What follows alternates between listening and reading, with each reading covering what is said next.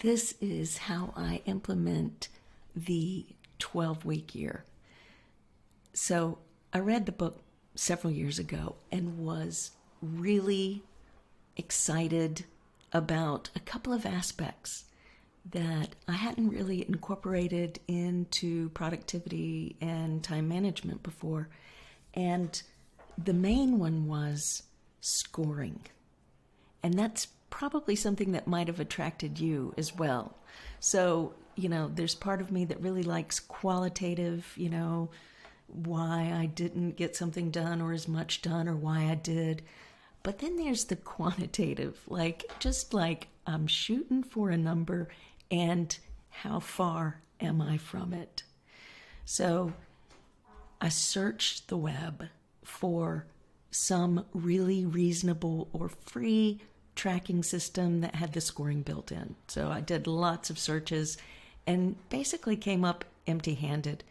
The only thing that I could find were very simple spreadsheets or printed sheets or the 12-week year workbook, things like that.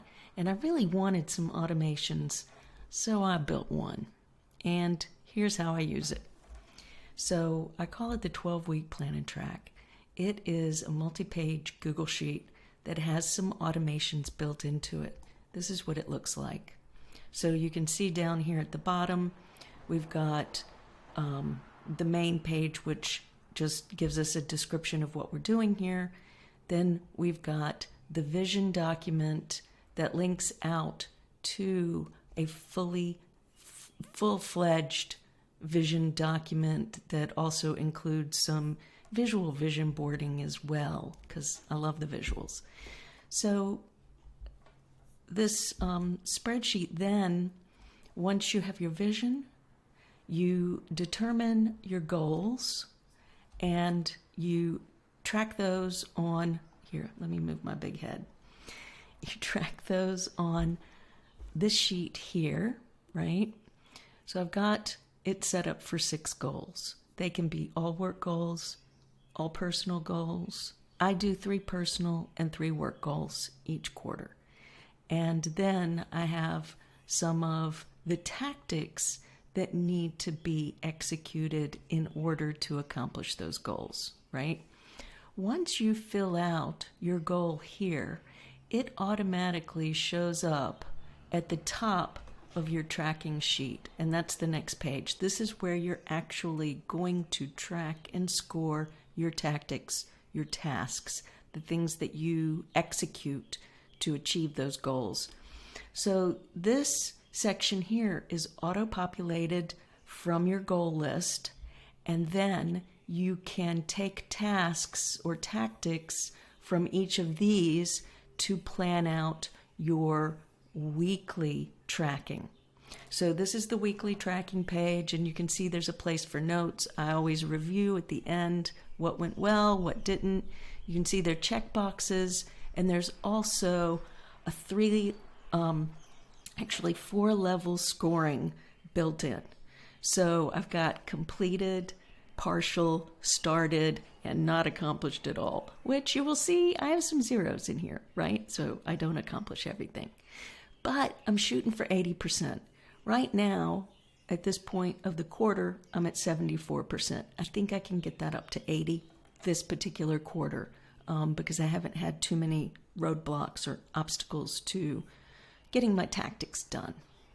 So then once the 12 weeks is over, you've got week 13, right? Because the quarters have 13 weeks.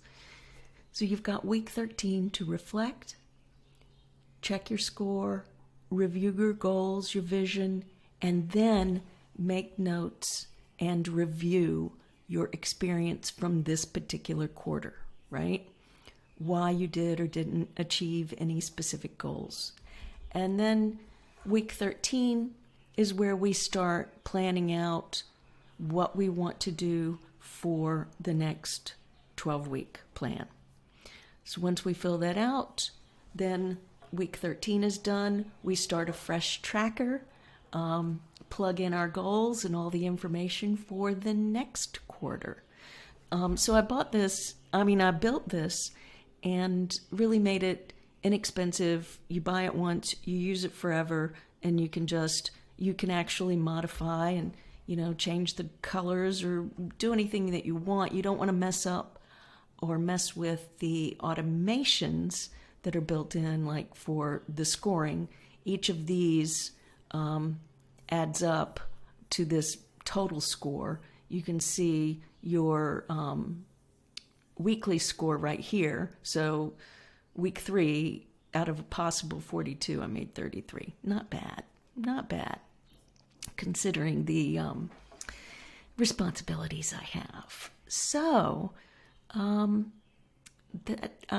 each week 13, I also review my professional vision, and I create a new 12-week vision list for the next quarter. You can see I'm working my way through the quarter 2 that ends June 30th.